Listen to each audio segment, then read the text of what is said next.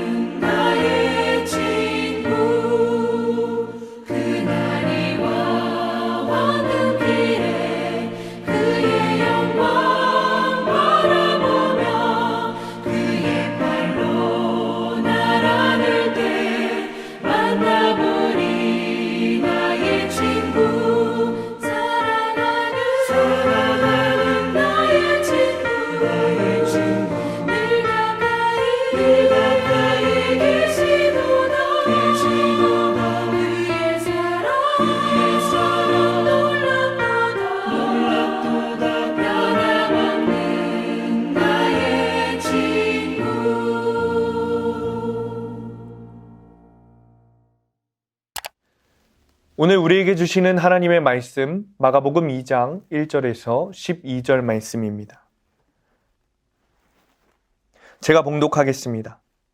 수일 후에 예수께서 다시 가버나움에 들어가시니 집에 계시다는 소문이 들린지라.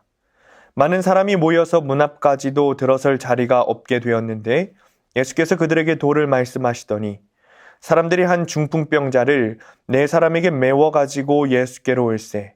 무리들 때문에 예수께 데려갈 수 없으므로 그 계신 곳에 지붕을 뜯어 구멍을 내고 중풍병자가 누운 상을 달아내리니 예수께서 그들의 믿음을 보시고 중풍병자에게 이르시되 작은 자야 내 죄사함을 받았느니라 하시니 어떤 서기관들이 거기 앉아서 마음에 생각하기를 이 사람이 어찌 이렇게 말하는가 신성모독이로다. 오직 하나님 한 분 외에는 누가 능히 죄를 사하겠느냐. 그들이 속으로 이렇게 생각하는 줄을 예수께서 곧 중심에 아시고 이르시되 어찌하여 이것을 마음에 생각하느냐. 중풍병자에게 내 죄사함을 받았느니라 하는 말과 일어나 네 상을 가지고 걸어가라 하는 말 중에서 어느 것이 쉽겠느냐. 그러나 인자가 땅에서 죄를 사하는 권세가 있는 줄을 너희로 알게 하려 하노라 하시고 중풍병자에게 말씀하시되 내가 네게 이르노니 일어나 네 상을 가지고 집으로 가라 하시니 그가 일어나 곧 상을 가지고 모든 사람 앞에서 나가거늘 그들이 다 놀라 하나님께 영광을 돌리며 이르되 우리가 이런 일을 도무지 보지 못하였다 하더라. 아멘. 오늘 말씀 제목은 사랑하는 자를 낫게 한 열심입니다.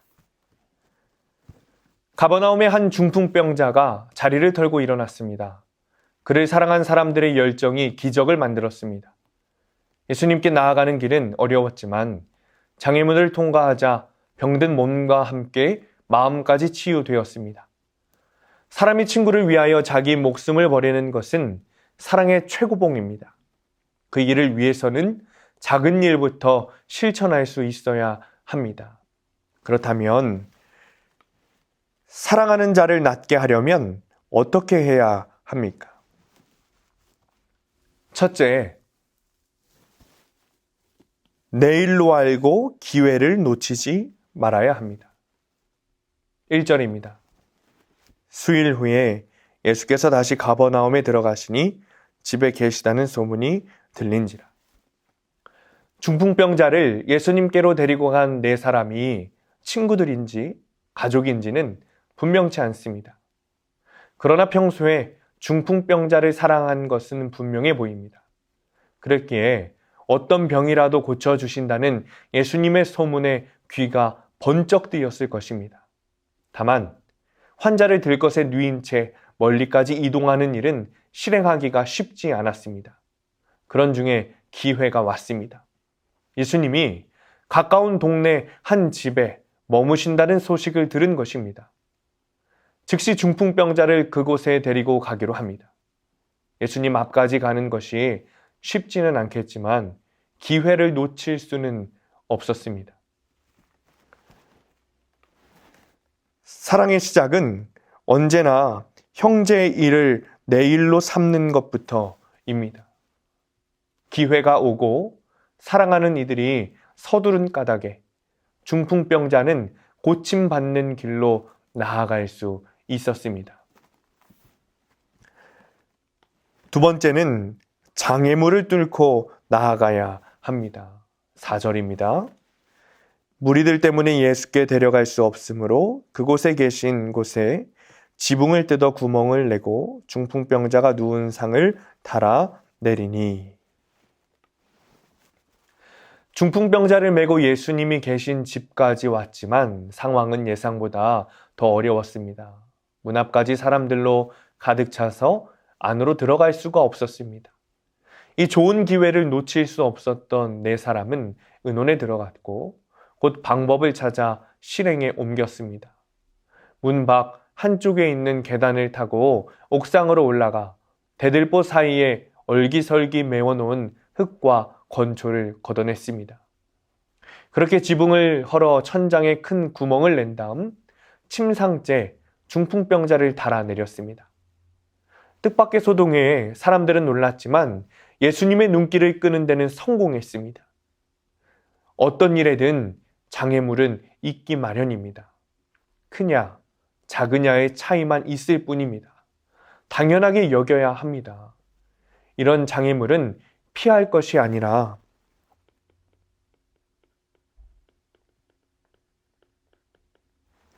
뛰어넘어야 합니다. 형제에게 보여준 네 사람의 사랑과 열정이 암담했던 장애물을 제거했습니다. 세 번째는 할 일을 다 한 후에 주님께 맡기는 것입니다.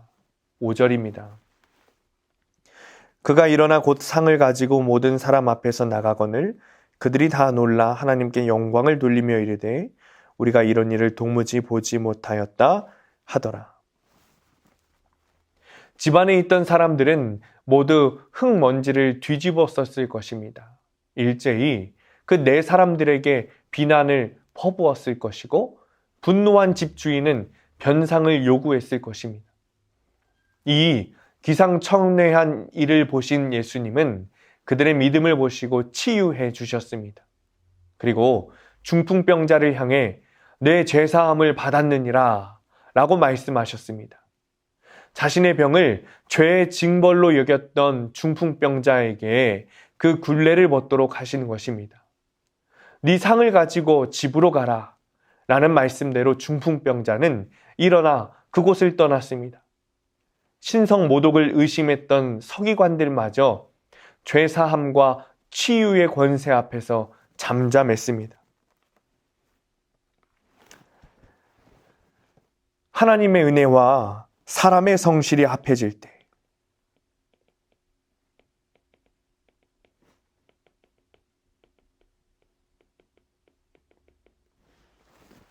그때 역사가 일어납니다. 그러므로 할 일을 다 한 후에는 주님이 하시는 일을 우리는 지켜보아야 합니다. 중풍병자와 네 사람은 제 할 몫을 다했고 예수님은 치유의 기적을 베푸셨습니다. 치유를 받고 가장 기뻐한 사람은 중풍병자 본인이겠지만 그를 메고 간 네 사람의 기쁨도 그에 못지 않았을 것입니다.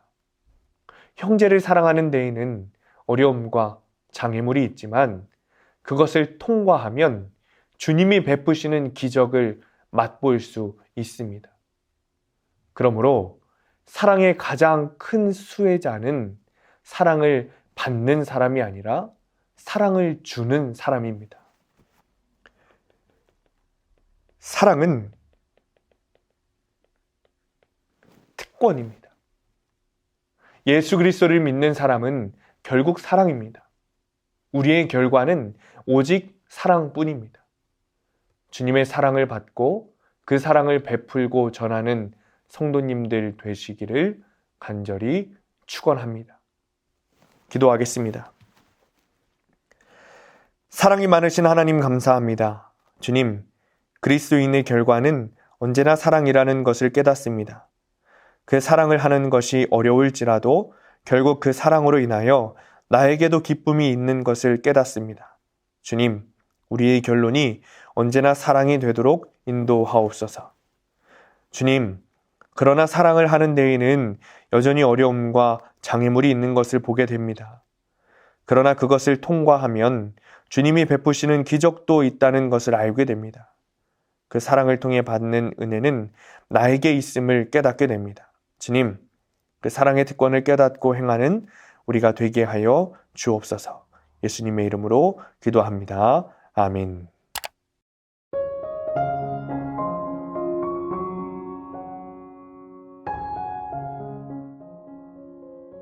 자, 오늘 묵상 질문입니다. 우리는 왜 형제를 사랑해야 할까요? 요한복음 15장 말씀에 보면 아버지께서 나를 사랑하신 것 같이 나도 너희를 사랑하였으니 나의 사랑 안에 거하라.